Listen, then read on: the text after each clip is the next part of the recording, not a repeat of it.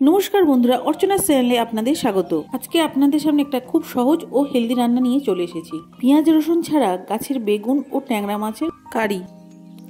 আমি 100 গ্রাম ট্যাংরা মাছ পরিষ্কার করে কেটে ধুয়ে নিয়ে প্রথমে মাছটাকে অল্প তেলের মধ্যে ভেজে নেওয়ার আগে আমি নুন, হলুদ ও একটু অল্প সর্ষের তেল দিয়ে মাখিয়ে 10 মিনিট মতো ঢাকা দিয়ে রেখে দিয়েছিলাম। তারপরে মাছটাকে ভেজে নিচ্ছি। নতুবা ট্যাংরা মাছ এই সমস্ত মাছগুলো ভাজতে দিলে খুব ফাটে। যাতে না ফাটে এবং তেলটা গায়ে ছিটকে না আসে তার জন্য আমি তেল, হলুদ আর নুন আগে মাখিয়ে ঢাকা দিয়ে রেখে দিয়েছিলাম। এবারে মাছটাকে আমি ভেজে তুলে নিচ্ছি। মাছটাকে একটু ভালো করে ভেজে নিচ্ছি। মাছটা আমার ভাজা হয়ে এসেছে। এবারে মাছটা আমি তুলে নিচ্ছি। এবারে ওই কড়াইতে অল্প একটু সরষের তেল দেবো।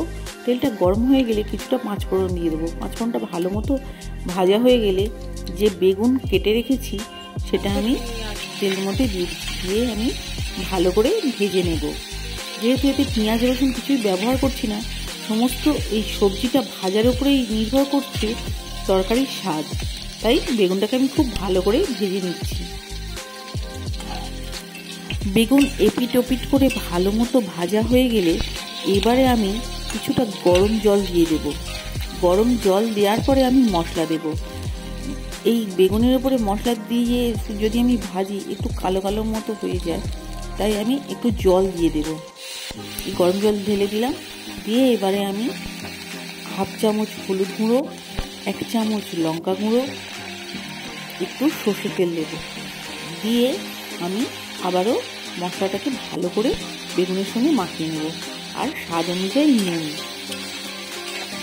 মশলাগুলো দিয়ে আমি আবারও কিছুক্ষণ ভালো মতো কষিয়ে নিচ্ছি বেগুনটা, যাতে সমস্ত মশলাগুলো বেগুনের মধ্যে ভালোভাবে ঢুকে যায়। এবারে আমি তরকারির মধ্যে জল দিয়ে দিচ্ছি ঝোলের জন্য। বেগুন তো খুব সহজেই সিদ্ধ হয়ে যায়, তাই বেগুন সিদ্ধ হতে বেশি সময় লাগবে না। ঝোলটা ফুটে উঠলে আমি যে মাছগুলো ভেজে রেখেছিলাম তা এক এক করে দিয়ে দেব। মাছটা দেওয়ার পরে একটু নাড়িয়ে নিয়ে মিনিট খানেক মতো আমি ফুটিয়ে নেব। এখন আমার তৈরি হয়ে গেল পেঁয়াজ রসুন ছাড়া বেগুন ও ট্যাংরা মাছের কারি। বন্ধুরা, আমার এই রেসিপিটি আপনাদের কেমন লাগলো তা অবশ্যই কমেন্টসে জানাবেন। আর ভালো লাগলে একটা লাইক ও শেয়ার করে দেবেন।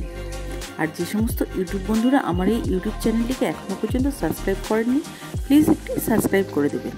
তাহলে আজকের মতো ভিডিওটা আমি এখানেই শেষ করছি। আবার দেখা হবে নতুন অন্য কোনো ভিডিওতে।